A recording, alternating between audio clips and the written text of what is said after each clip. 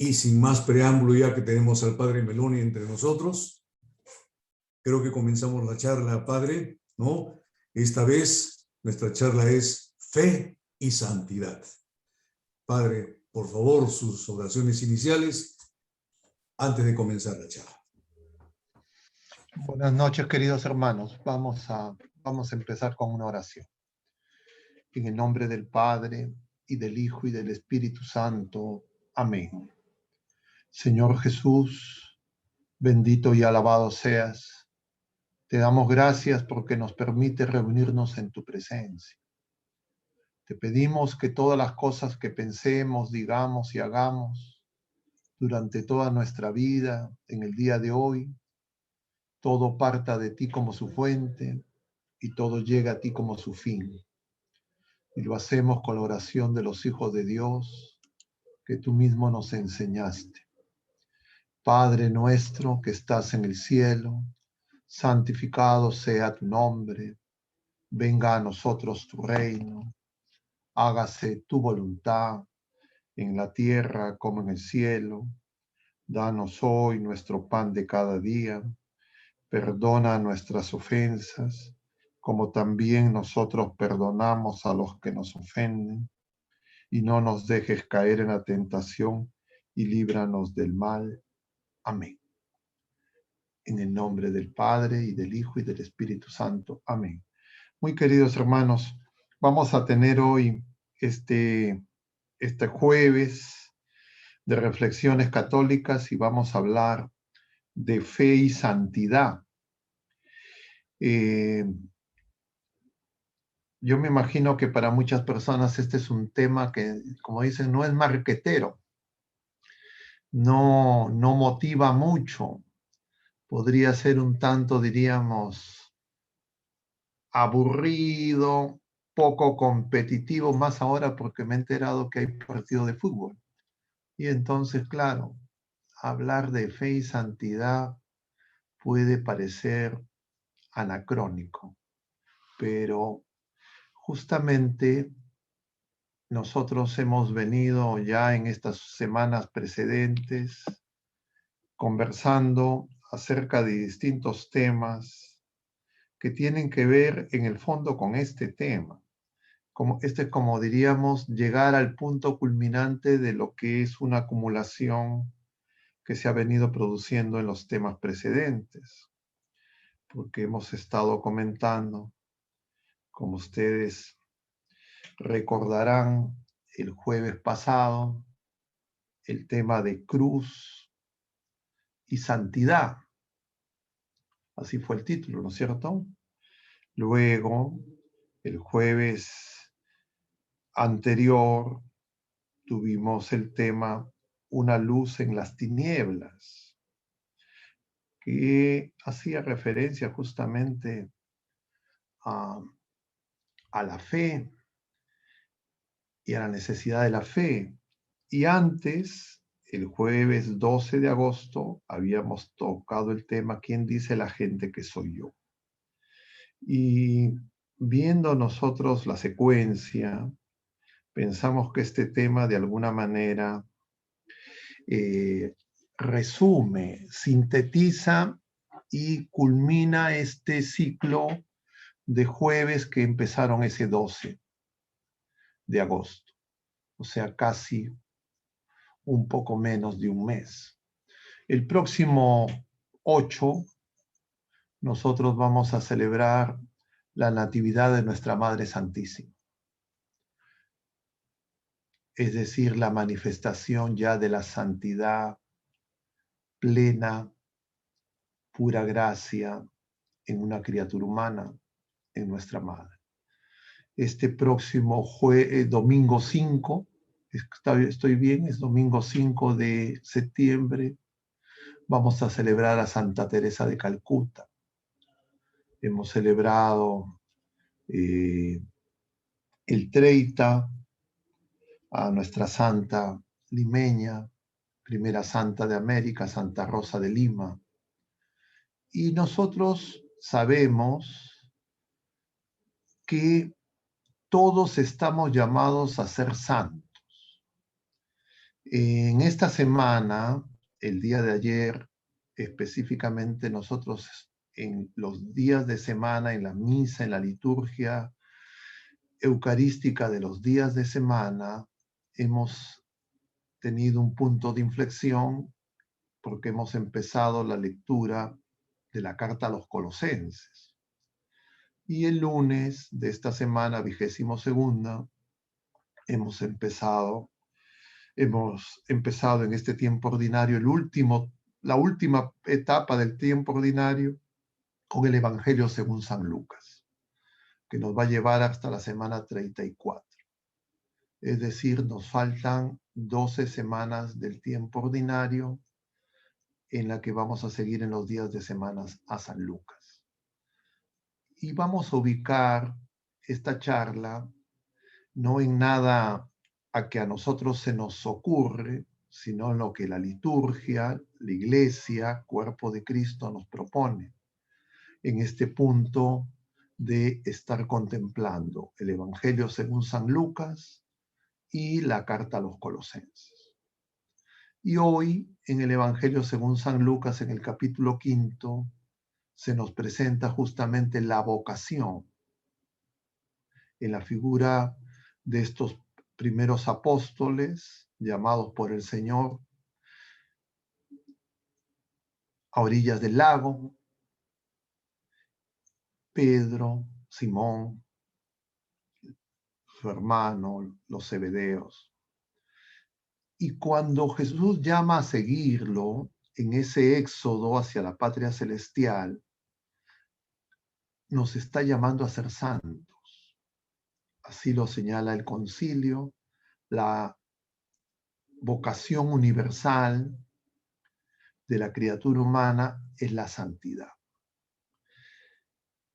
Pero además hay un punto que tal vez ustedes, no sé si es que en algún momento han reflexionado o lo tienen claro, pero que muchas personas en mi tiempo de laico y de presbítero y de clérigo, desde el diaconado, muchas personas varias veces me han preguntado, ¿y cómo yo sé cuál es la voluntad de Dios?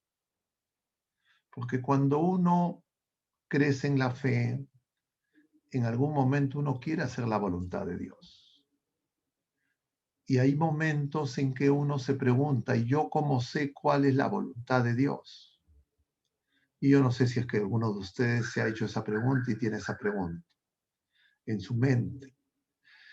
Y la respuesta es que la voluntad de Dios es que nosotros seamos santos, santos y perfectos. Esa es la voluntad de Dios. Entonces, ¿qué quiere Dios de nosotros? Lo sabemos. Claro, cada uno de nosotros, como cada criatura humana, somos distintos. Entonces, todos vamos o estamos llamados a ser santos, pero santos distintos, diversos en unidad y en comunión de amor. Esa es la voluntad del Padre. Y claro, cuando uno se refiere más específicamente a esa otra pregunta, diríamos, más personal, no de la vocación universal, sino, bueno, ¿y yo qué tipo de santo voy a ser? ¿O qué tipo de santidad me quiere dar el Señor a mí? La respuesta es que eso es algo profundamente íntimo, que solo se descubre en la relación personal entre cada persona humana y el Señor. El Señor nos quiere hacer santos a cada uno de nosotros, a todas las criaturas humanas. ¿Y cuál es la santidad a la que nosotros estamos llamados? Es única, es irrepetible y solo el Señor la sabe. No es una obra en serie. Y conviene tener eso presente. Porque nosotros tenemos el ejemplo de la multitud de santos y de muchos santos canonizados. Entonces, todos los santos tienen en común, valga la redundancia, que son santos. Pero todos son distintos. mencionábamos a la Madre Teresa, mencionábamos a nuestra paisana Rosa de Lima, veíamos antes a San Agustín, a Santa Mónica, y claro, solo por esos santos son diferentes, pero tienen la misma santidad.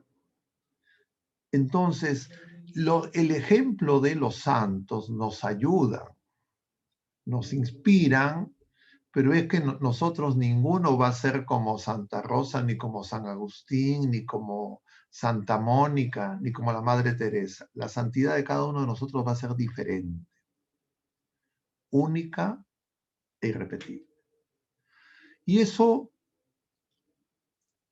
es una misericordia de Dios muy grande, porque eso hace que nosotros amemos la obra que el Señor quiere realizar en nosotros. Nosotros vivimos en un tiempo donde la gente está muy pendiente de lo que le gusta y de lo que no le gusta. En ese mundo hipersubjetivizado a raíz de estos tiempos modernos. Y el Señor quiere que nosotros, como dicen los jóvenes, no sé si ahora, pero por lo menos hace algunas décadas, los jóvenes decían que alucinemos con la santidad que el Señor nos quiere dar. Y es que el Señor quiere que seamos, miren lo que les voy a decir, bellos, hermosos, siempre jóvenes, gloriosos. Esa es la santidad. Veía el video con ustedes del Papa San Juan Pablo, y claro, uno no lo ve, nosotros, muchos o la mayoría de nosotros lo hemos visto en sus visitas al Perú, es un santo contemporáneo. Y claro, uno ve esos videos y uno se emociona. Yo les veía el rostro a algunos de ustedes y nos produce una alegría, tal vez una cierta nostalgia. Y es que así es la santidad. Entonces vamos a hablar de la santidad. Y el tema principal de la santidad y por qué se conecta con todos estos otros temas que hemos venido relacionando y comentando los días precedentes y cómo se relaciona con la fe, es porque la santidad se consigue por la fe si es que nosotros hacemos la voluntad de Dios. Entonces, un punto crítico en el camino, en la peregrinación de la fe, camino a la santificación que es obra del Espíritu Santo, es que nosotros hagamos la voluntad de Dios. Y eso lo vemos hoy día en el Evangelio. Si ustedes recuerdan el pasaje, capítulo 5 de San Lucas,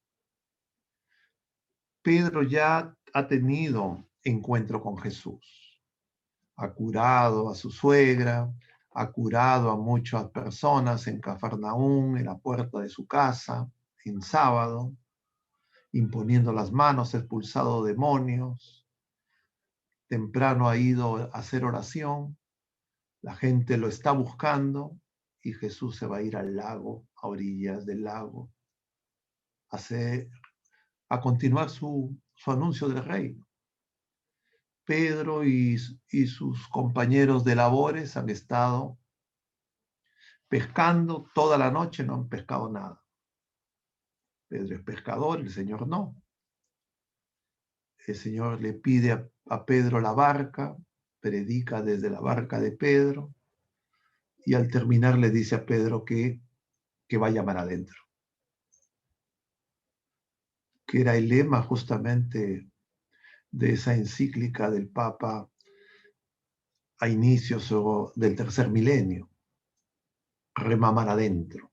Era la misión a la que se nos llamaba. a inicios del presente milenio. Y entonces, Pedro, ¿cómo tomaría eso que el Señor le diga que vaya a pescar? Es de día, los pescadores pescan en la noche. Pedro sabe más, pero Pedro dice, porque tú me lo dices, voy a ir. Como diciendo, mira, es absurdo. A mí me parece que eso no tiene sentido, pero porque tú me lo dices, lo voy a hacer. Y tiene la pesca que jamás imagina. Y se postra ante el Señor y le dice, apártate de mí, que soy un pecador. Y es que Pedro toma conciencia a raíz de ese regalo que el Señor le da, de que está justamente en presencia del Santo de Dios. Como le había llamado ese espíritu inmundo en la sinagoga de Nazaret. ¿Qué quieres de nosotros? Has venido a acabar con nosotros, sabemos quién eres el Santo de Dios. Es decir, la santidad es vivir en Dios, en la persona de Cristo Jesús, el Cristo total, del que nos habla Pablo en la carta a los Colosenses. Y hoy en la primera lectura de este pasaje de la carta a los Colosenses, que va del capítulo primero, del versículo 9 al 14, si no me equivoco, Pablo les dice justamente a la iglesia de Colosas lo que este fragmento que les voy a leer de la lectura de hoy, primera lectura, del 9 al 14, efectivamente, de la carta a los Colosenses. Dice, hermanos, desde que nos enteramos de vuestra conducta, no dejamos de rezar por ustedes y de pedir que consigan un conocimiento perfecto de su voluntad, de la voluntad de Dios. Pablo sabe que para que se alcance la plenitud de la vida, la vocación a la que son llamados, lo que se necesita es conocer la voluntad de Dios. La voluntad específica y la voluntad genérica. Y nosotros, al cabo de los siglos, la iglesia discierne y nos dice, estamos llamados a ser santos. Es decir, Pedro estaba llamado a ser santo, como el santo de Dios, como Jesucristo. Y poder seguir a Jesucristo requiere fe. Pero Pedro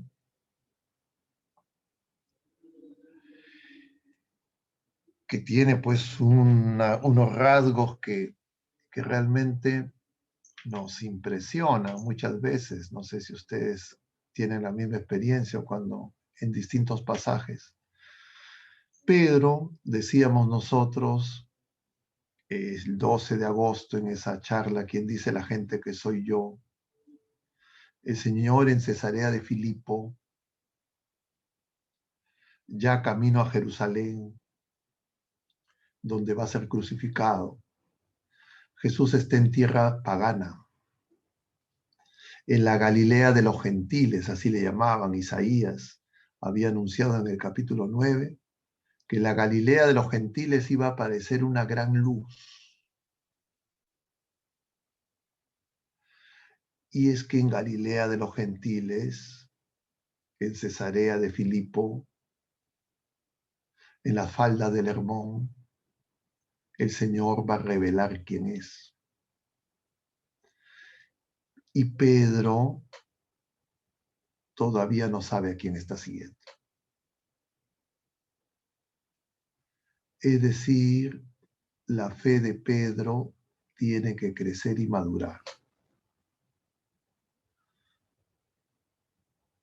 Tal vez cuando Pedro ve esa pesca maravillosa, pensará. Porque miren, pescó como nunca en su vida y dejó todo. ¿Por qué dejó todo Pedro y siguió a Jesús? Porque Pedro sabía que si es que Jesús le hacía pescar una vez así de esa manera, él podía tener con Jesús muchísimo más que lo que había tenido a lo largo de toda su vida. Pero todavía no tenía claro el plan de Dios, es decir, la voluntad de Dios, la voluntad de Jesucristo. ¿Para qué seguía a Jesucristo? Pero sin tener todo claro, lo empieza a seguir. Ya más de después de 2 años, porque ese viaje a Jerusalén es ya los últimos aproximadamente 6 meses de la vida de Jesucristo. Ya en Cesarea de Filipo, es decir, en tierra de tinieblas, donde reinaba la idolatría, donde se reconocía que el César era Dios. El Señor le pregunta a Pedro y a los apóstoles, ¿quién dice la gente que soy yo? Conocemos la respuesta, la hemos visto. Y Pedro responde acertadamente. Pedro va a decir, tú eres el Mesías, el Hijo de Dios vivo.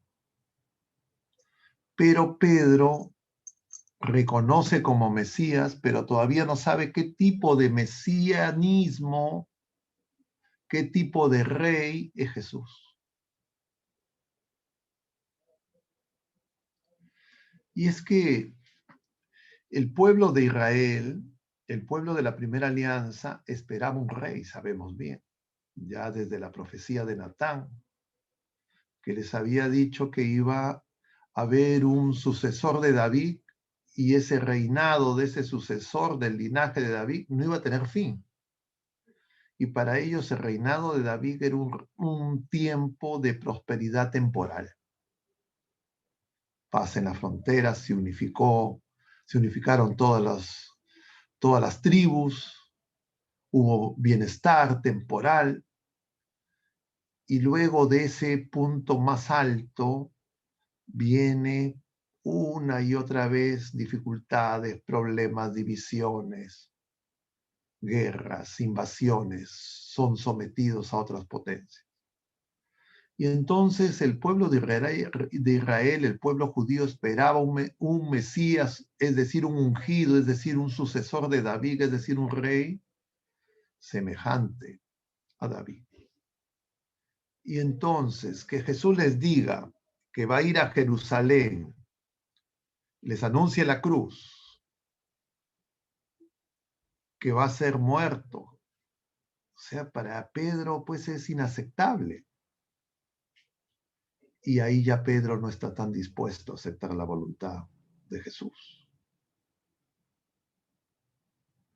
Tan es así que Pedro le va a decir a Jesús, eso no te puede pasar. Y Jesús le va a decir, como sabemos, atrás Satanás. Pero antes de eso, el Evangelio según San Mateo nos dice que Jesús le dice a Pedro, tú eres Simón, hijo de Jonás, de ahora en adelante serás Pedro, eso te lo ha revelado mi Padre. Es decir, la fe es don de Dios, no de la carne, de la sangre. Y además le va a decir que sobre él va a fundar su iglesia y le va a dar las llaves. Es decir, hacer la voluntad del Señor está unida a la realidad de la iglesia de Jesucristo y unida a la realidad de la cruz. Son realidades inseparables. Jesucristo, su iglesia y la cruz. Y entonces la voluntad de Dios se manifiesta en esa relación con la humanidad que es mediada por su iglesia para anunciar el reino. Pero un reino que no es como el reino que ellos imaginaban y que tal vez tampoco sea un reino como el que muchos de nosotros, los miembros de la iglesia, imaginamos. Tal vez nosotros imaginamos algo como lo que hemos visto en ese video del Papa, San Juan Pablo. Es decir, una iglesia triunfante, grande, aclamada.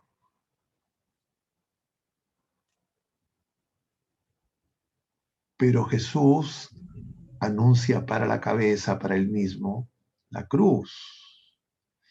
Y si Jesucristo, nacido de María Virgen, la cabeza experimentó la cruz, el cuerpo de Cristo, su iglesia, también tiene que experimentar la cruz.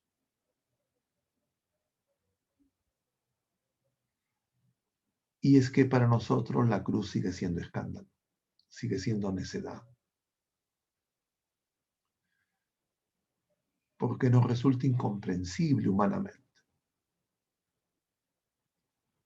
Humanamente quisiéramos que no haya cruz.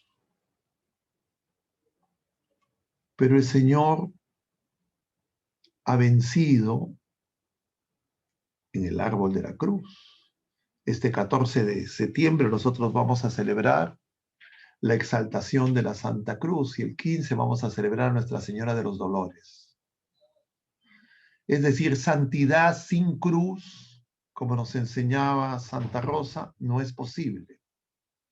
Y lo duro para nosotros de asentir a la voluntad de Dios es asentir a la cruz. Porque el Señor nos ha dicho que quien quiera ir en pos de Él, seguirlo, ser su discípulo, que se niegue a sí mismo y que tome su cruz. Y Él quiere que seamos santos, pero el camino a la santidad pasa por la cruz. Y entonces, si es que hablamos de fe y santidad, va a ocurrir lo que uno puede expresar de distintas formas. Que efectivamente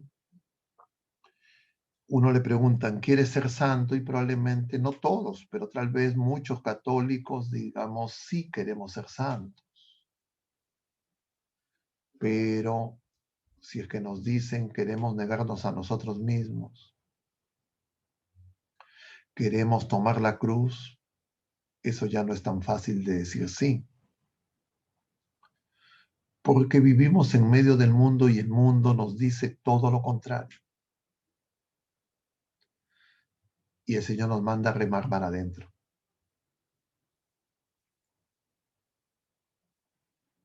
Y el mar es el mundo.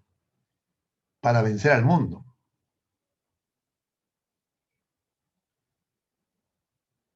Y por eso es un punto muy, muy crítico.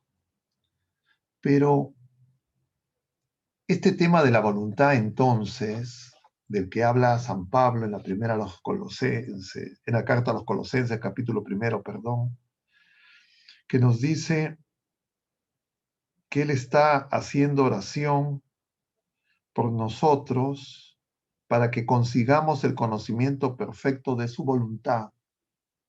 Es necesario que nosotros lo conozcamos porque nosotros necesitamos autorizar al Señor.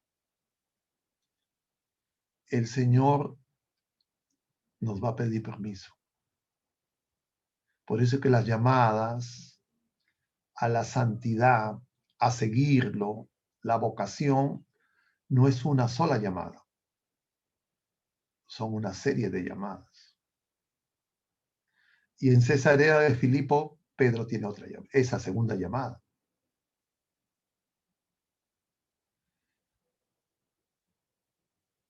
Esa segunda llamada que es a tomar la cruz. Pero Pedro no pasa esa llamada, pero no se va, no deja al Señor, sigue. El Señor, como sabemos, después de Cesarea de Filipo, va a llevar a Pedro, a Santiago y a Juan a hacer oración al Tabor.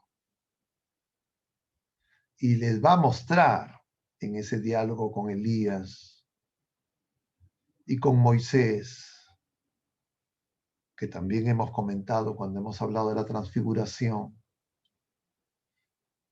que va a haber cruz. Pero Pedro no termina de entender, inclusive en la misma última cena. Luego de ese diálogo acerca de quién será el que lo va a traicionar, y el Señor les dice que no le van a ser fieles, Pedro dice, yo te voy a seguir a donde vayas. Y el Señor le va a volver a decir a Pedro, hoy me vas a negar 3 veces. Y efectivamente Pedro esa misma noche va a decir, yo no conozco a ese hombre.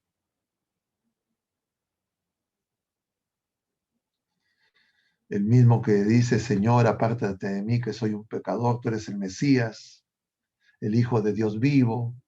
El mismo que le dice, quedémonos acá, hagamos 3 tiendas. El mismo que le ha dicho, voy a dar mi vida, te voy a seguir a donde vayas. Y es que humanamente nosotros rechazamos la cruz. Acoger la cruz es una revelación sobrenatural. Es decir, con nuestras propias fuerzas, nosotros no podemos avanzar.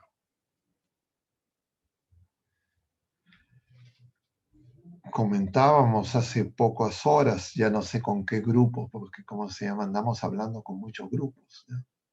Pero comentábamos de un pasaje justamente en la Pasión.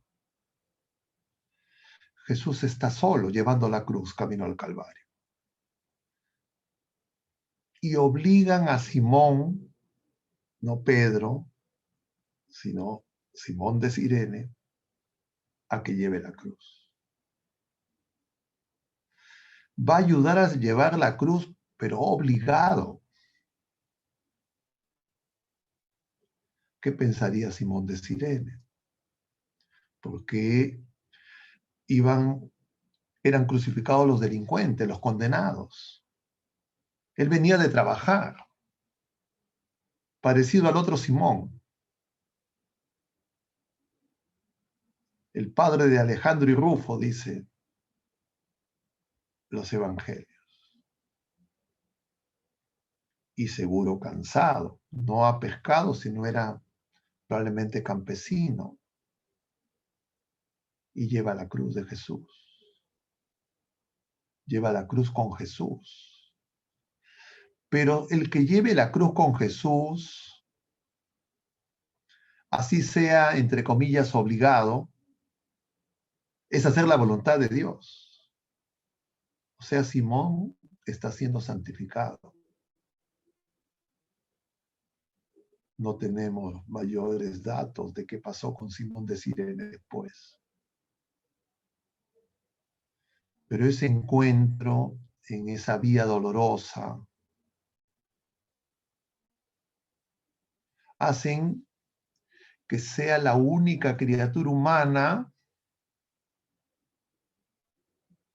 que llevó la cruz camino al Calvario, no como María, porque María acompañaba a Jesús llevando una cruz y la cruz de una manera distinta. Él lleva la cruz en su sentido material. No tiene conciencia como María, nuestra madre, que ya había sido anunciado a ella y a José que una espada le iba a atravesar el corazón, que su hijo iba a ser bandera discutida. Y ella con seguridad, que guardaba todo en su corazón, se habría preguntado igual que cuando recibió el saludo del ángel. ¿Qué significaban esas palabras? Y claro, en ese momento, ella muy probablemente ya entendía que estaba pasando lo que le habían anunciado. Y por eso es que ella puede estar de pie. No llevó, entre comillas, el peso físico de la cruz, pero sí todo el dolor, el sufrimiento psicológico, espiritual, en comunión con su Hijo amado. Y entonces, eso nos hace ver que la cruz, para ser de plena comunión con Cristo y ser camino de santificación, no es el mero dolor. No es simplemente un peso. No solamente es el sufrimiento, el agobio.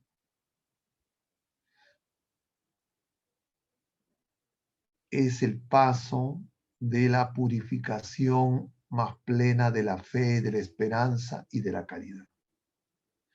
Es decir, la cruz es el momento donde nuestra fe, nuestra esperanza, nuestra caridad puestas a prueba, si es que acogemos la cruz, nos llevarán a la comunión más plena con Jesucristo.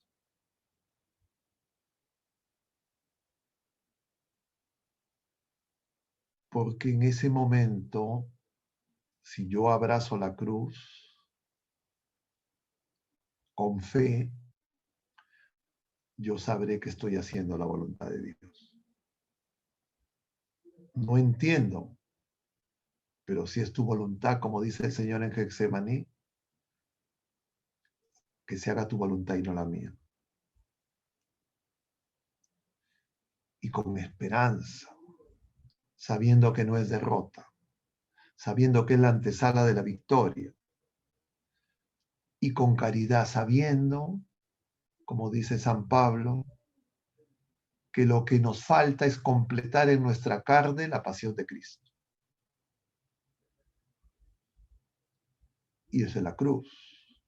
Porque si la cabeza, el cuerpo, la cabeza, Jesús, nacido de María Virgen, experimentó la Pascua, nosotros celebramos su Pascua, pero un día tenemos que vivir nuestra Pascua. Y en nuestro cuerpo tenemos que experimentar la cruz. Sabemos que no será más grande que nuestras fuerzas, y que no la llevaremos solos, sino que el Señor nos acompañará y María también. Y entonces el camino de la santidad pasa por la vía del dolor, por la vía dolorosa, por la Pascua. Pero no necesariamente un dolor físico, no necesariamente un dolor consecuencia de una enfermedad, sino es el dolor de Cristo que quiere reunir a los dispersos con su amor, con su perdón y con su misericordia. Es decir, para llevar la cruz de Cristo, nosotros tenemos que hacer que nuestra voluntad sea la voluntad del Señor, y la voluntad del Señor es que todos se salven. Es ofrecernos su perdón, es reconciliarnos con el Padre, es nuestra conversión y la conversión de todas las criaturas humanas. Y cuando uno comprende lo terrible del pecado, entonces uno comprende que somos culpables, que merecemos castigo, pero Jesucristo se ha hecho expiación por nosotros. Ha asumido nuestras culpas, se ha hecho propiciación por nuestros pecados. Y el sufrimiento de Cristo es consecuencia del pecado. Y en la medida en que yo rechazo el pecado personal y me duele el pecado de otras criaturas humanas y ofrezco por el pecado de la humanidad entera, yo me preparo para participar en la cruz de Cristo. Es decir, hacer la voluntad del Señor es participar de los mismos sentimientos de Cristo, como lo dice San Pablo. Pero el mundo nos seduce, quiere que la cruz se reduzca a un objeto decorativo, a algo que se puede exhibir, que se puede ver, pero no es algo que nos compromete. Y nuestra fe, es decir, el conocimiento de la voluntad del Señor, no puede quitarle la cruz a Cristo, porque en su Pascua Él realiza la plenitud de su obra de salvación. Y nosotros y la humanidad entera necesitamos ser salvados. Entonces eso me ayuda a que yo cuide mejor mi fe. Y eso es lo que San Pablo, durante su vida, fue experimentando y creciendo en esa fe, porque San Pablo era fariseo. Nosotros hemos hablado de las recriminaciones a los fariseos en el capítulo 13 de San Mateo. Fariseos hipócritas. Y decíamos que ser hipócrita con el Señor no es aparentar, sino ser hipócrita con el Señor es no rechazar el pecado y pactar con el pecado. O dicho de otra manera, es no tener una fe del tamaño de un grano de mostaza.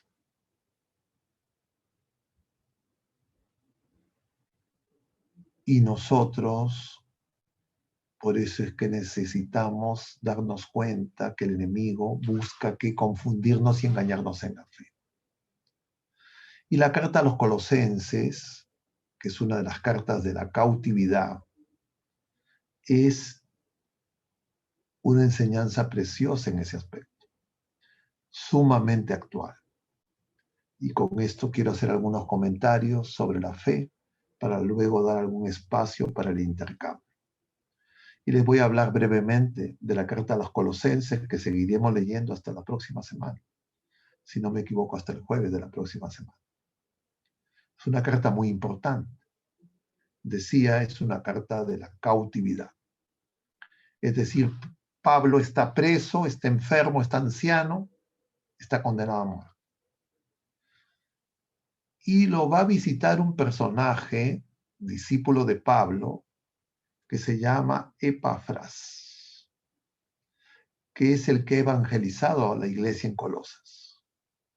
No lo ha hecho Pablo directamente, sino durante la estancia de Pablo en Efeso, cerca de 3 años, él envía discípulos a distintas iglesias que se van a fundar en lo que es el Asia Menor, y a Colosas es enviado es encargado Epafras, que es natural de Colosas. Y entonces él va a informarle a Pablo porque está preocupado por su iglesia. Está preocupado porque puedan tener, diríamos, por las amenazas que se están cerniendo. Y 2 son las amenazas que va a tocar Pablo en la iglesia de Colosas. Una similar, no exactamente igual a la que había tenido o tenía la iglesia de Galacia, de los Gálatas. Es decir, una influencia del judaísmo, pero no tanto fariseo como el de los judaizantes, sino parece más vinculado a los esenios. Es decir, a un rigorismo que San Agustín posteriormente ya combatió bajo la forma del pelagianismo, es decir, creer que nuestras acciones son las que nos salvan. O diríamos que nuestras acciones son las que nos santifican.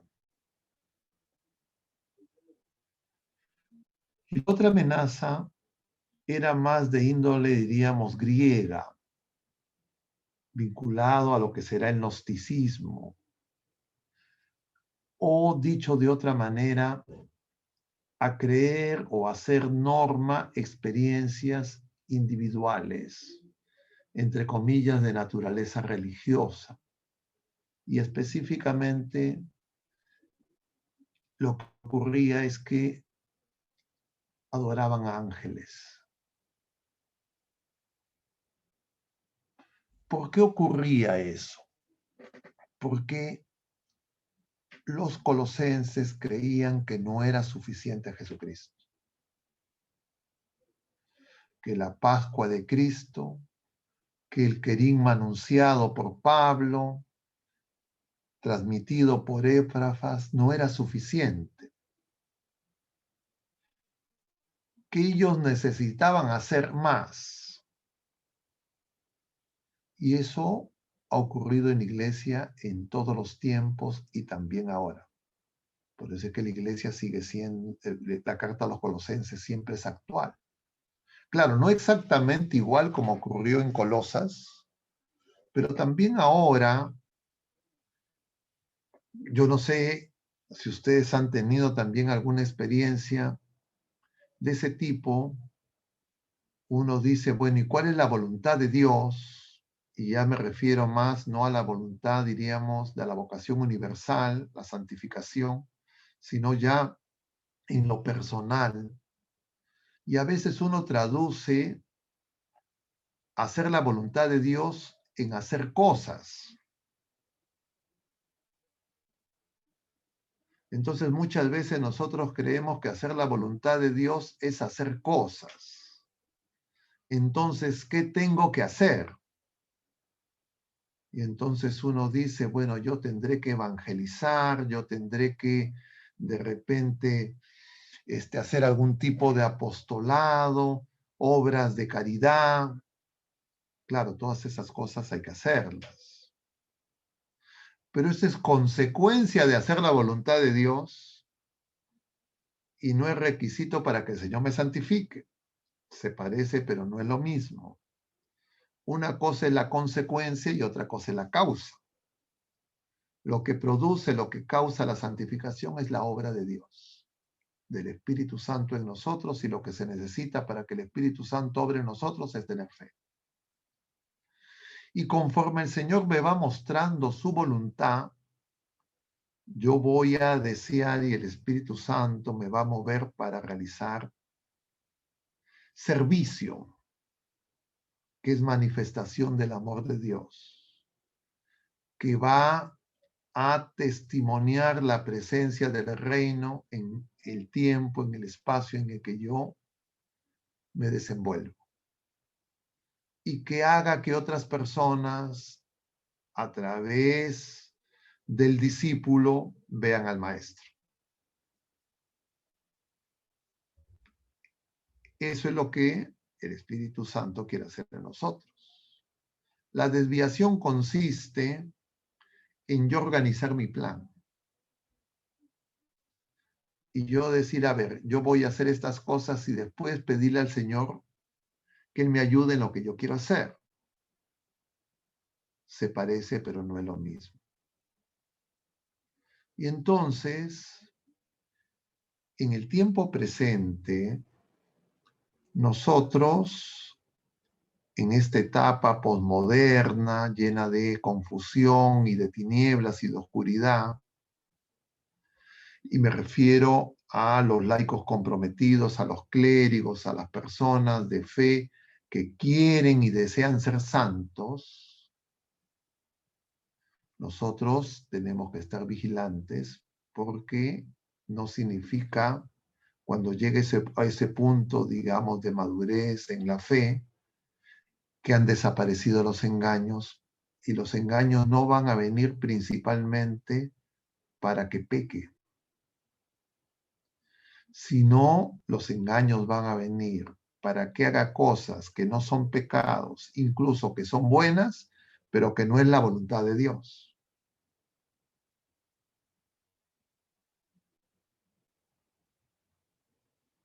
Y el punto para discernir es que van a ser cosas que van a alimentar mi ego. Van a ser obras buenas que me van a hacer sentir mejor que los demás. Que van a hacer que crezca mi orgullo, que crezca mi vanidad, que crezca mi soberbia, que me sienta mejor que los demás. Van a ser cosas que no van a hacer que crezca mi humildad. Y en consecuencia voy a hacer cosas para buscar, diríamos, vanagloria. Y la cura en esa etapa, la medicina en esa etapa, para esa lucha espiritual que es mucho más dura, es justamente el negarnos a nosotros mismos y la cruz.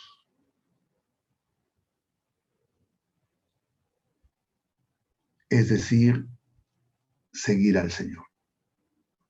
Y entonces, por eso es que Pablo va a decir, complete mi carne, lo que falta la pasión.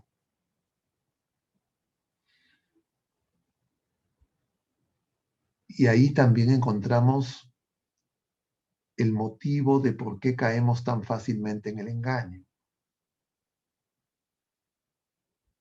Porque si es que nosotros no nos damos cuenta y no aceptamos y no tenemos conciencia que la cruz nos espanta y presumimos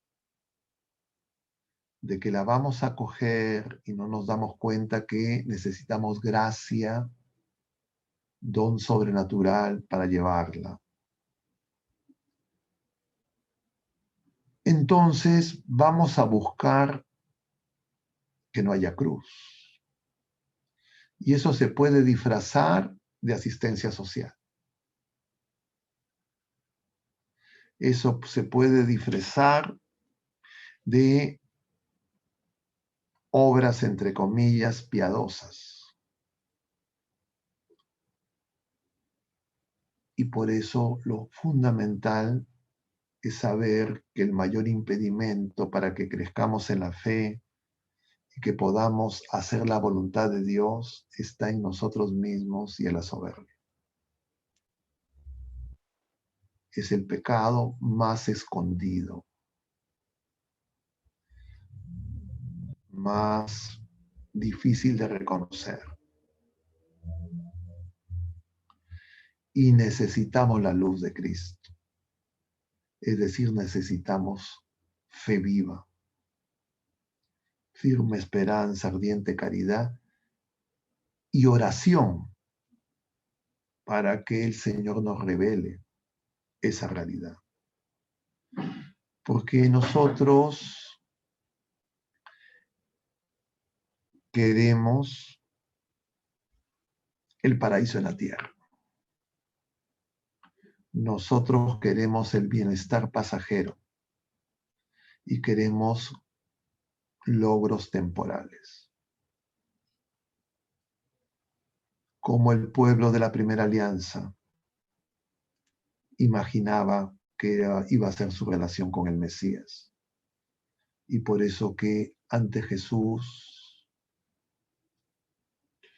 lo rechazan, lo abandonan o lo dejan solo.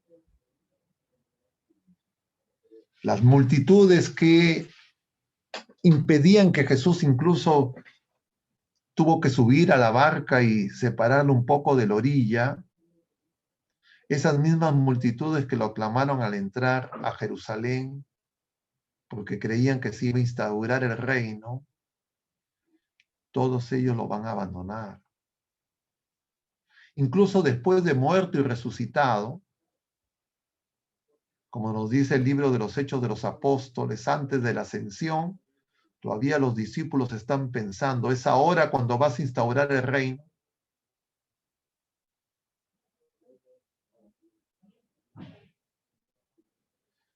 Y entonces, hermanos, nosotros necesitamos fe viva, una nueva luz para entender la realidad contemporánea y nuestra vida personal, familiar, comunitaria en nuestro país.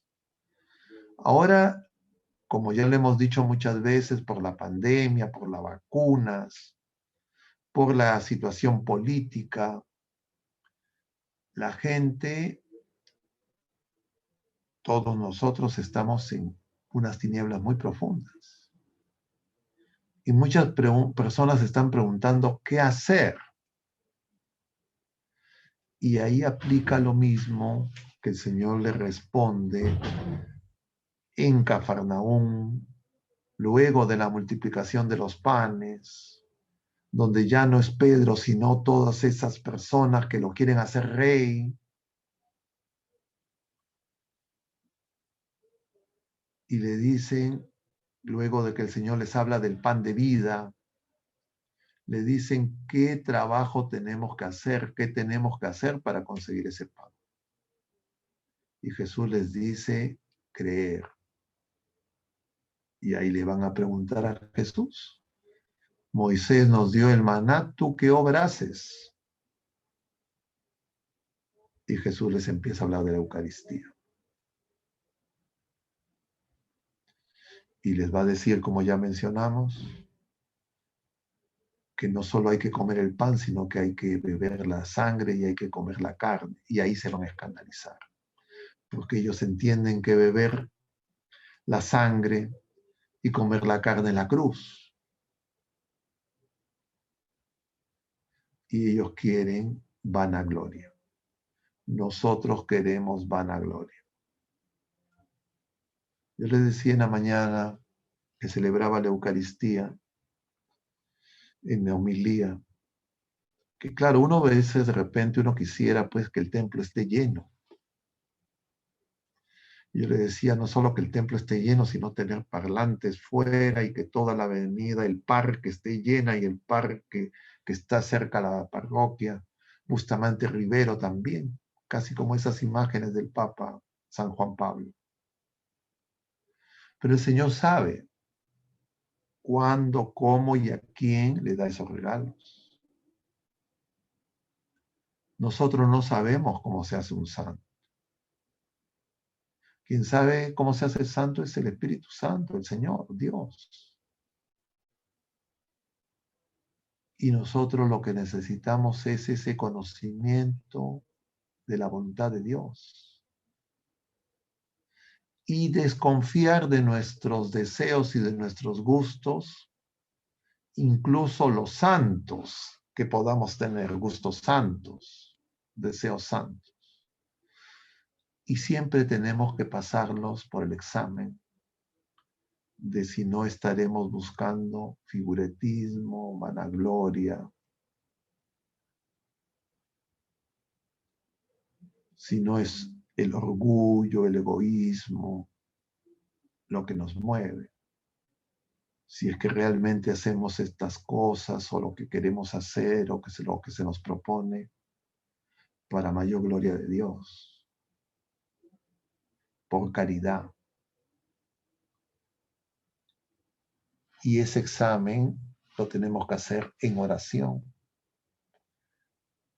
luego de que recibamos la Eucaristía, cuando el Señor en esa intimidad que nos concede viene a nuestra casa, sustancialmente, y nos dice, hoy la salvación ha llegado a esta casa. Y la salvación no es distinta a la santidad. Él nos salva santificándonos. No es que hay salvación por un lado y santificación por otro lado, porque Él viene a ser uno con nosotros. Y solo en Él nosotros podemos ser uno. Entonces, no es recta la intención que divide, que fragmenta.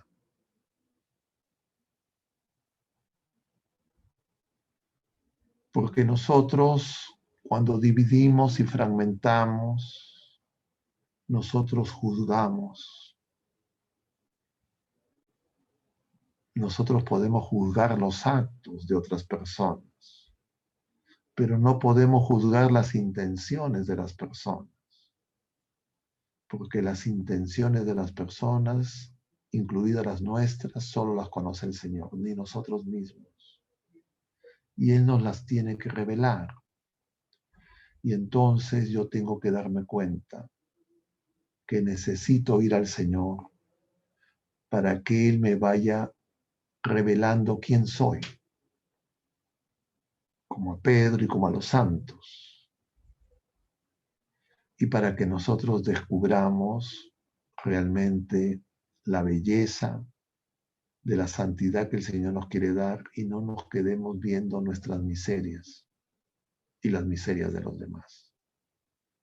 Vamos a dejar ahí nuestros comentarios para que podamos tener algún tipo de intercambio en los minutos que nos quedan. Yo les agradezco mucho por su paciencia.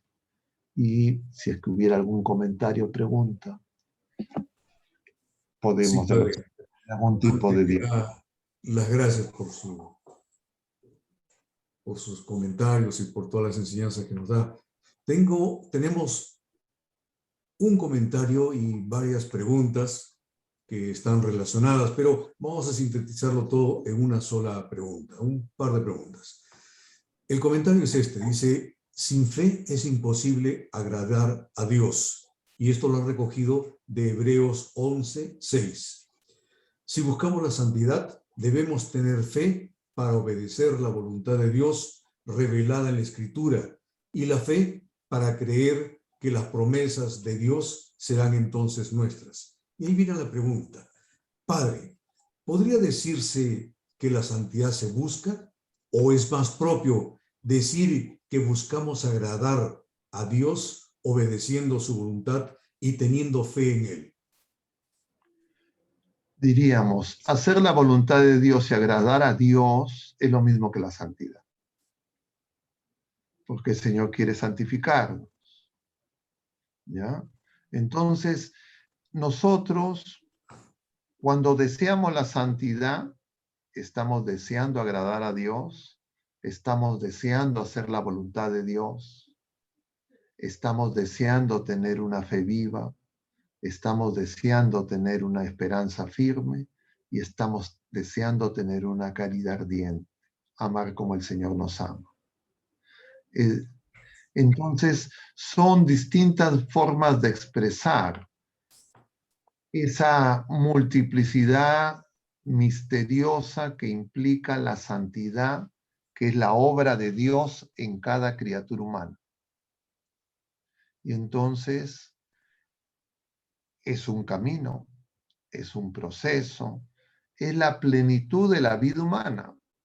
Nosotros realmente alcanzamos la plenitud de nuestra vida si es que dejamos que el Señor concluya en nosotros la obra buena que empezó en el bautismo. Como hemos mencionado en otras ocasiones, nosotros hemos venido a la existencia por amor de Dios, por la providencia de Dios que a través de nuestros padres nos ha concedido la vida natural. Para que vengamos y recibamos la vida natural, el Señor no nos ha pedido autorización. Nos ha creado, dice San Agustín, sin nuestro consentimiento. La vida sobrenatural, que es don de Dios para purificar y planificar la vida natural herida por el pecado, es mérito de Jesucristo, es don del Padre, y ya no es, diríamos, ya no es algo que nosotros podamos alcanzar sin nuestro consentimiento. Nosotros necesitamos asentir cada día, cada hora, en cada acto, que es cada paso en esta peregrinación, a la voluntad de Dios, a la voluntad del Señor, para guardar sus mandamientos, para guardar su palabra y para poner en práctica lo que Él nos dice. Entonces, igual, la vocación es genérica y dentro de lo que Él nos dice, hay cosas que son también universales. Los mandamientos y lo que nos dice en la revelación pública, contenida en la Sagrada Escritura y en la Sagrada Tradición. El Señor nos habla y nos dice a todos lo mismo, para que todos podamos alcanzar la plenitud de la vida. Y cada uno de nosotros, en esa experiencia, diríamos, religiosa, singular, subjetiva, el Señor va moldeando en cada uno de nosotros esa obra de arte. Pero nuestra experiencia singular, religiosa, con distintas características que de alguna manera todos ya la estamos viviendo, la hemos vivido y tenemos experiencias que muchas veces nos alegran, nos hacen llorar, nos hacen experimentar gozo. No son norma para otras personas. No son reglas que nosotros podemos imaginar o suponer que todas las otras personas también las tienen que hacer y van a tener ese mismo tipo de experiencia. A veces algunas personas, en este camino, diríamos, de encuentro, escucha en el Señor, algunos de nosotros, muchas personas, en esas experiencias, encontramos cosas que de repente nosotros podemos creer que los demás también tienen que hacer. Y puede que sí, puede que no. Entonces ahí entramos en el ámbito de las revelaciones particulares, como hemos comentado también en jueves precedentes. En las revelaciones particulares, que de distintas maneras, mociones que del Espíritu Santo, gracias actuales, nosotros vamos escuchando al Señor. Esas necesitan discernimiento y necesitan ayuda y acompañamiento espiritual, porque nos podemos equivocar y confundir nuestra imaginación y nuestros deseos con la acción de la gracia en nosotros. O incluso pueden ser engaños del enemigo disfrazado como ángel de luz. Entonces, hay que tener eso cuidado.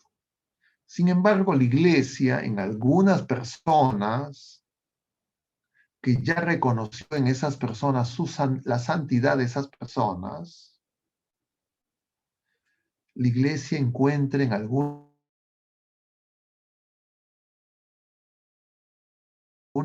santos enseñanzas que son universales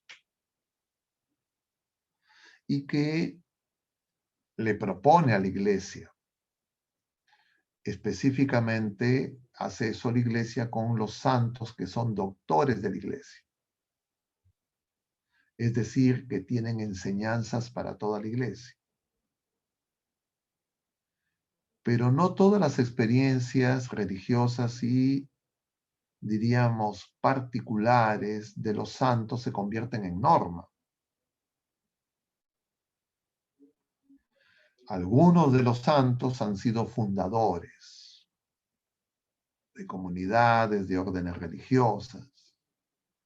Y entonces, claro, cuando la Iglesia le concede en el uso de esa autoridad para atar y desatar a esos fundadores, esas reglas, Entonces, claro, eso para los miembros de esa congregación, eso se convierte en norma, en carisma. Pero no es necesario para la salvación universal y que todos tengamos que aplicar. Y entonces vemos que hay múltiples formas y una riqueza muy grande.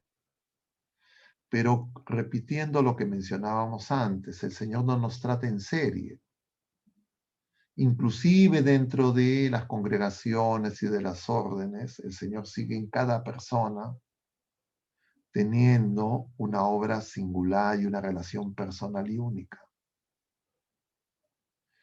Pero en etapas de confusión, de tinieblas, a veces nosotros buscamos seguridades, queremos bastones, queremos cosas que nos den certezas.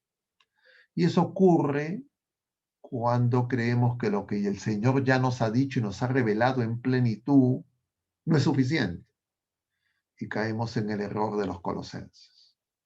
Creer que Jesucristo no basta, que se necesita algo más, que tenemos que nosotros hacer algo más. Y entonces ahí vamos a ser engañados y confundidos. Y por eso es que la preocupación por la iglesia de Colosas, ya en esa etapa de la madurez de San Pablo, que había sido fariseo, que conocía muy bien lo que eran cumplir reglas, normas, y que se da cuenta que esas no santificaban, y que al contrario los hacían repudiar a sus hermanos, sentirse elegidos mejores que los demás. Y después de que él ha estado peregrinando por todo el Asia Menor y ha llegado hasta Roma, pasando por Macedonia, Filipos, Europa, entonces el preso, enfermo, puede, movido por el Espíritu Santo, dejarnos esa carta, donde mañana veremos en ese himno cristocéntrico, pone a Jesucristo como el centro de todo, por él ha sido hecho todo, lo visible y lo invisible. Y él basta, no hay nada más que él. No necesitamos agregar nada más que él. Y los santos no agregan nada, sino los santos nos muestran el ejemplo de obediencia y de cumplimiento. Algunas personas que ahora ha surgido como una especie de moda, esto de consagrarse. Algunas personas yo les hacía notar estas cosas. Y yo les decía, nosotros ya estamos consagrados desde el bautismo. Ya somos de Cristo y Cristo es de Dios. No hay ninguna consagración que nadie nos pueda dar que sea mayor y más grande que nuestro bautismo. No necesitamos más consagración. Y entonces las personas me retrucaban y decían, pero entonces, ¿por qué nos consagramos a María? Y yo le decía, yo no me consagro a María. Yo me consagro al Señor por María Jesucristo. María no aceptaría que yo me consagre a ella. Ella me va a decir, hagan lo que les dice mi hijo amado, como vemos en capítulo 2 de San Juan, en las bodas de Caná. Y entonces hay gente que dice, no, es que yo me voy a consagrar a tal espíritu intermedio. ¿Cómo que yo me voy a consagrar? Entonces yo ya no voy a ser de Jesucristo, voy a entregarme a ese espíritu intermedio supuestamente obediente a Dios. Si ese espíritu intermedio me podría comunicar algo, me diría, no, eso no es válido. Y otro me decía, no, es que yo no me consagro al espíritu, el espíritu se consagra a mí. No, como que yo quiera que una criatura se consagre a mí. Yo no soy dueño ni de mí mismo, menos de otra criatura. Consagrarse es ser separado para Dios. El lote de nuestra heredad es Jesucristo. Él es el lote de nuestra heredad, nosotros somos de Él. Entonces eso le pasaba a la iglesia de Colosas. Eso está pasando también ahora entre personas que se dicen piadosas, porque justamente no comprenden el despliegue del amor de Dios manifestado en Jesucristo y todo lo que se nos ha dado. Entonces, cuando surjan esas confusiones, es, yo diría, muy saludable releer el himno a los colosenses, el himno no cristológico de la carta a los colosenses, que se complementa, se enriquece con el de la carta a los Efesios y el de los Filipenses. Porque nuestra fe es cristológica, cristocéntrica, solo por Él nos salvamos. En Él todo lo tenemos. Solo Dios basta. Yo no sé si tienen algún otro comentario, pregunta. Sí, padre, efectivamente, el tema ha cobrado mucho interés entre nuestros amigos, ¿no? Lo voy a dejar con Teresa.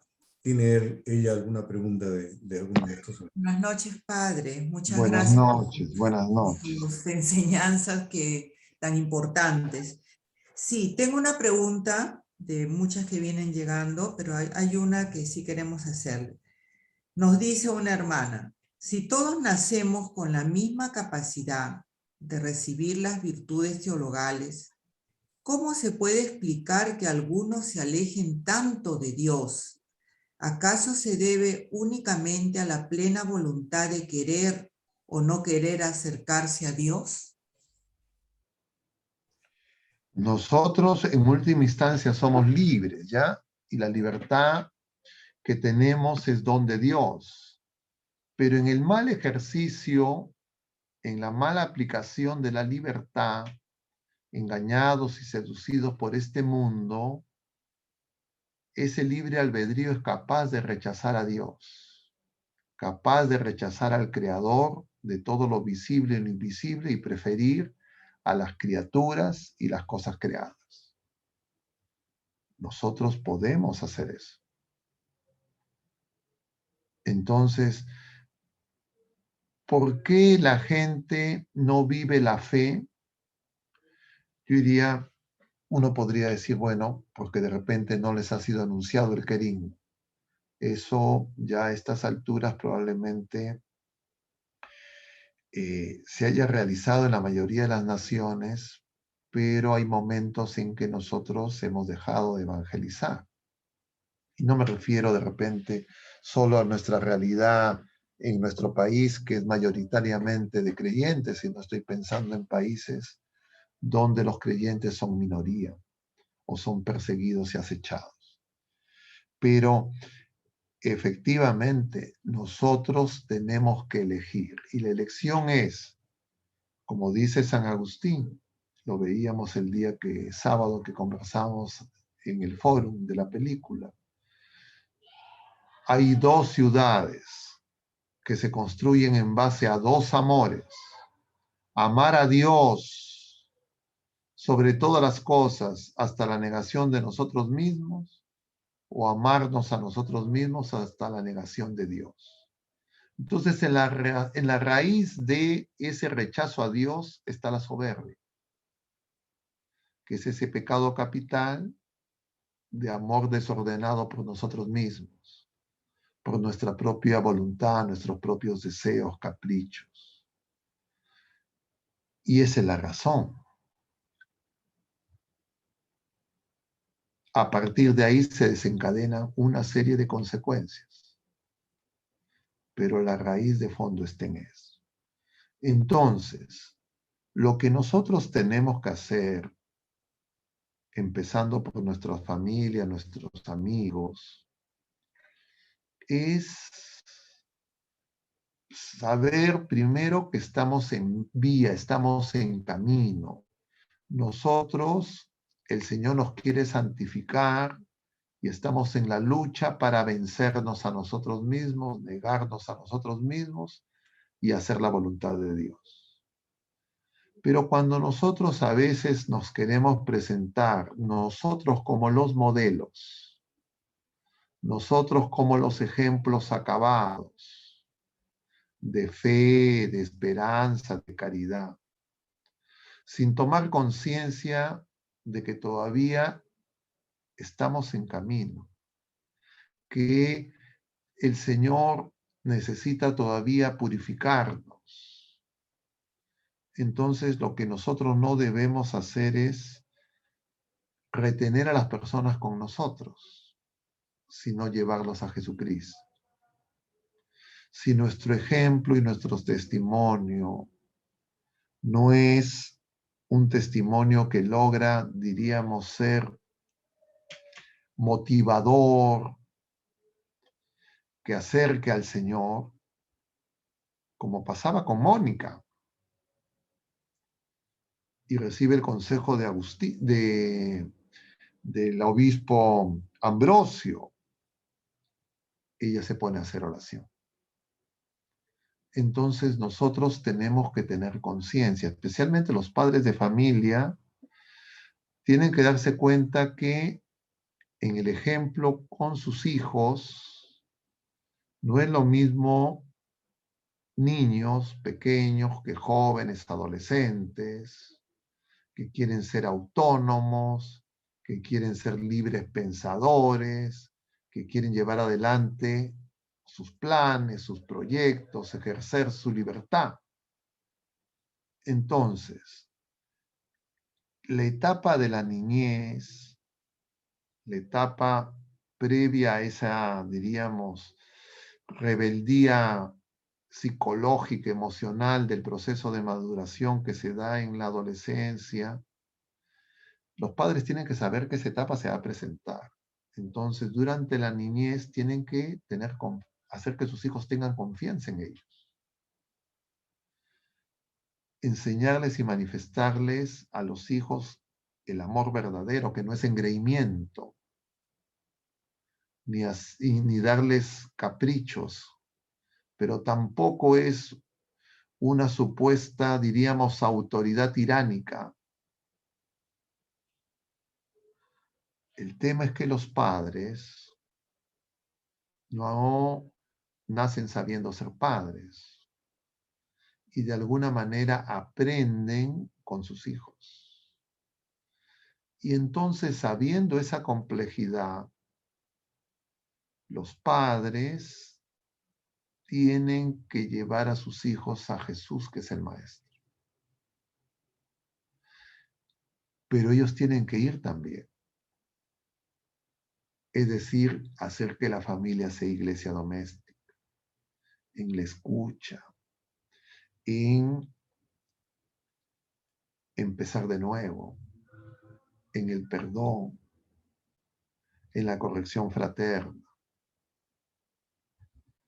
Entonces, de esa forma, uno va educándose en una libertad que no es libertinaje, y entonces uno va a aprender justamente esto que surge en esta pregunta, que si es que así he aprendido y yo rechazo al Señor, uno, que no puedo asegurar que mi rechazo es definitivo, porque yo no sé qué va a pasar y cómo el Señor, que sigue obrando en todas las criaturas humanas y en la creación entera y no pierde los papeles, Él va a seguir suscitando distintas llamadas, distintas formas. Entonces, si es que yo amo a una persona, si amo a Jesucristo, yo voy a tomar la actitud de San Pablo con esa iglesia de Colosas. Y él dice, yo doy gracias al Señor y oro por esas personas. Si es que tengo la oportunidad de que escuchen mis sugerencias, se las ofrezco. Si mis sugerencias los van a irritar, los van a rechazar, hago oración. No empiezo a hacer polémica y discusión y a ver quién tiene la razón. Y si es que por alguna razón se da la experiencia opuesta, que entre los amigos, los familiares, uno ve que hay fe, uno da gracias a Dios, porque sabe que eso ha sido revelado por el Padre. Y uno pide lo que pide San Pablo también, que el Señor nos conceda la gracia de conocer plenamente su voluntad. Y si es que ya están en etapa de que desean ser santos, el papá, la mamá, los hijos, y dicen conscientemente, no de labios para afuera, entendiendo lo que están diciendo, queremos ser santos. Entonces se cuidan sabiendo que las amenazas y las acechanzas del enemigo y del mundo no desaparecen, que no se puede bajar la guardia y, entre comillas, llenarse de un orgullo fatuo, vano, sino saber que esa pelea, ese combate espiritual se tiene que llevar y librar hasta el último momento. Y que en algún momento se va a experimentar la cruz. Y solicitar el santo temor de Dios para que en el momento de la prueba no abandonemos al Señor, no reneguemos de Él.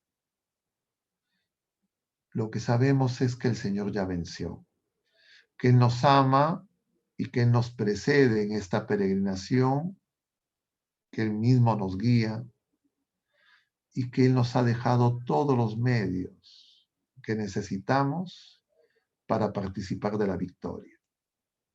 Y entonces, con confianza, con santo temor de Dios, corremos lo que nos falta de la carrera, como dice San Pablo, no pensando que ya hemos alcanzado la meta y sabiendo que es gracia, pero que requiere nuestra aceptación, nuestra autorización. Ok, padre, gracias. Tenemos aquí dos preguntas que hemos tratado de unirlas, ¿no? Dice, padre, nuestros hermanos separados dicen que el único santo es Jesucristo. En consecuencia, ¿no sería propio decir que buscamos la santidad? ¿Sería más propio decir buscamos ser simplemente hombres justos? A ver, Jesucristo es definitivamente el santo de Dios. Nosotros somos santos por participación de la gracia de Jesucristo, porque nosotros estamos llamados a formar parte del cuerpo de Cristo glorificado. Ahora en la vida presente todavía no estamos glorificados. Tenemos que completar en nuestra carne y vivir la Pascua de Cristo. Pero nosotros estamos llamados a ser santos también. Y eso lo dice Jesucristo mismo. Sean santos como el Padre Celestial es santo y perfecto. Entonces, igual que para las otras experiencias religiosas, eso puede ocurrir no solo dentro de la Iglesia Católica, sino también con las sectas. Entonces, la experiencia religiosa de algún miembro de alguna secta o de una secta no es norma, no es regla. Y lo que dice algún hermano separado no es ley divina, igual que lo que decimos nosotros. Entonces, si es que entendemos el tipo de acechanzas, son justamente de ese tipo, que por aquí y por allá vamos a escuchar muchas cosas, pero nuestra fe revelada, es decir, Dios nos ha dicho, Él nos ha hablado, y eso está contenido en la Sagrada Escritura y en la Sagrada Tradición. Y el magisterio de la Iglesia nos enseña cómo vivir esa revelación. Entonces, las experiencias religiosas, las revelaciones particulares, oficialmente reconocidas, y no las que cualquier persona declara, oye, yo he visto, se me apareció no sé quién, eso no es, la Iglesia, si no lo autoriza, eso no es norma. Y incluso si la Iglesia lo autoriza, eso no es necesario para la salvación.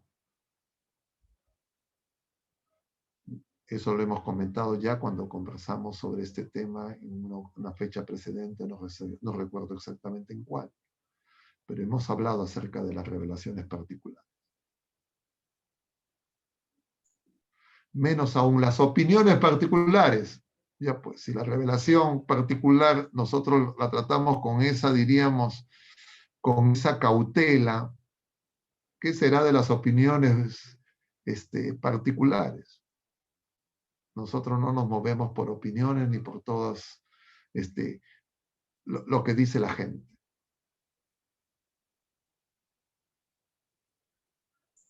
Padre, una última pregunta. ¿Cómo puede uno llegar a ser santo si ningún humano es perfecto? ¿Se puede decir que los santos también tenían defectos, pero que los supieron suprimir por amor a Dios? A ver, la santificación, repito, es obra de Dios. Ningún ser humano se santifica. El esposo no santifica a su esposa. Los padres no santifican a los hijos. La iglesia no santifica a los bautizados. El que santifica es el Espíritu Santo. Y lo que es imposible para el hombre, no es imposible para Dios. Entonces, si yo creo que Jesucristo es capaz de hacerse presente en las especies eucarísticas por la obra del Espíritu Santo y convertirse en el cuerpo y la sangre, alma y divinidad de Jesucristo, ¿cómo el Señor no va a convertir a un pecador en un santo? Lo único que puede impedirle es que el pecador no quiera, que lo rechacemos. Por eso es que nosotros, dice la carta a los Hebreos, también mencionaba alguno de los que preguntaban, nosotros somos pueblo santo, pueblo sacerdotal. O sea, nosotros estamos llamados a ser santos. Y efectivamente, a imagen del santo que es Dios, que es Jesucristo, de 3 veces santo. Somos santos por participación. Si es que no lo impedimos. Y si es que deseándolo, hacemos el camino de escuchar y hacer la voluntad del Padre, revelada en Jesucristo, y que en nosotros también está llamada a ser la plenitud de nuestra existencia, el hombre nuevo, de que nos habla también San Pablo.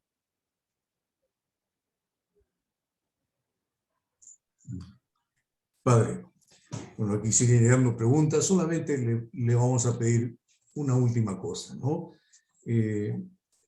Hemos recibido en varias preguntas, dice, ¿qué mensaje puede dar a los jóvenes sobre la necesidad de caminar hacia la santidad? Yo creo que en este caso no solamente es a los jóvenes, sino a todos nosotros, ¿no? Y que ese sea su mensaje final, Padre, y luego la bendición. A ver, nosotros los seres humanos deseamos ser felices. Deseamos alcanzar, diríamos, el éxito, la plenitud de la vida, que todo lo que son nuestros deseos se cumplan. El Señor también desea eso. La diferencia es que yo tengo que aprender y reconocer que yo sé lo que quiero, pero no lo que necesito. Porque yo no sé la grandeza a la que estoy llamado y me quedo corto con mis sueños más ambiciosos. Si yo comprendo esa verdad y reconozco que Jesucristo es el Señor, el 3 veces santo, y que me hace esa promesa que nadie puede superar, y deseo esa plenitud de vida, y he recibido el don de la fe, yo voy a desear ser santo. A menos que por un tiempo me escandalice, herido por el pecado, busque entre las criaturas lo que solo el Señor me puede dar, como es el ejemplo y el testimonio de muchos santos. Ejemplo, San Agustín, al quien hemos celebrado el sábado pasado y hemos visto la película. San Agustín es un converso, no solo espiritual, sino también moral. Era un pecador. Pablo, alguien preguntaba el sábado pasado, el paralelo entre Pablo y Agustín en su conversión. Pablo no tiene una conversión moral. En el sentido de Agustín, Pablo es un fariseo, cumple la ley, cumple los mandamientos, pero no conoce a Jesucristo. Conoce la revelación del pueblo de la primera alianza. Espera al Mesías, pero no conoce a Jesucristo. Entonces es el encuentro con Jesucristo que abre al ser humano esa, diríamos, puerta estrecha que es el camino a la santidad.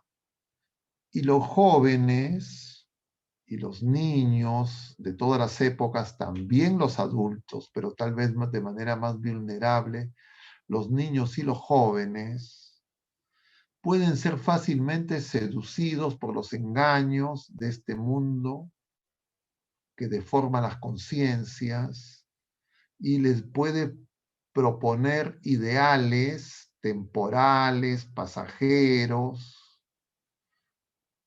supuestamente los que van a conducir a la realización de su vida personal. Y yo solo logro ser verdaderamente persona humana si es que dejo que el Señor me santifique. También ocurre con los adultos. Pero los adultos a veces es incluso más grave, porque el adulto cree que ya sabe, especialmente cuando cree que ya tiene su vida hecha. ¿No? Hay gente que dice, yo ya tengo mi vida hecha, ¿no? Ya tiene ciertos logros temporales, cierta estabilidad temporal, y puede creer que ya todo lo ha conseguido. Eso es peligrosísimo.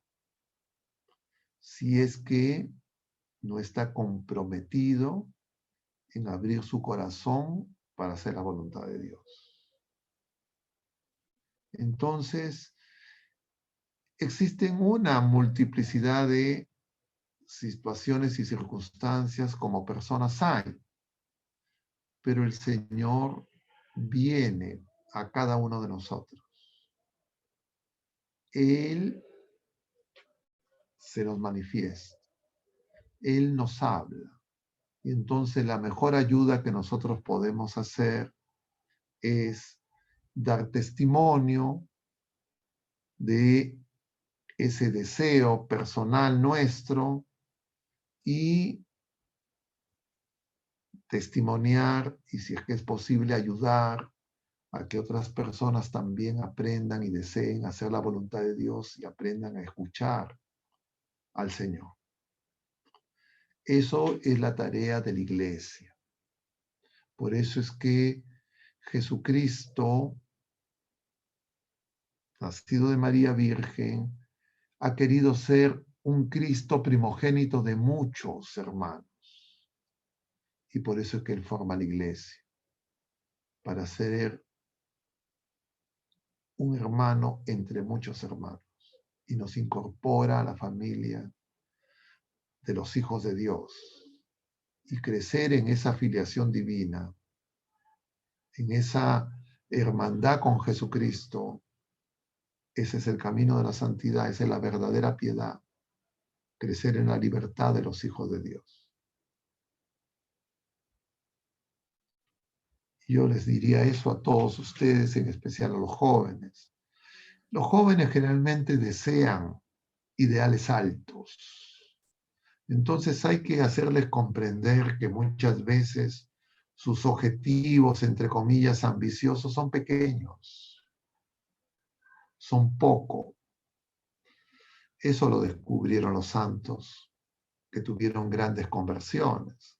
He mencionado el caso de San Agustín, también es el caso de San Ignacio. Pero hay muchos santos que son grandes conversos. Y es que el Señor llama a distintas horas. Y a todos nos ofrece esa misma paga, es ser santo. Vamos a terminar con una oración si no hubiera más preguntas.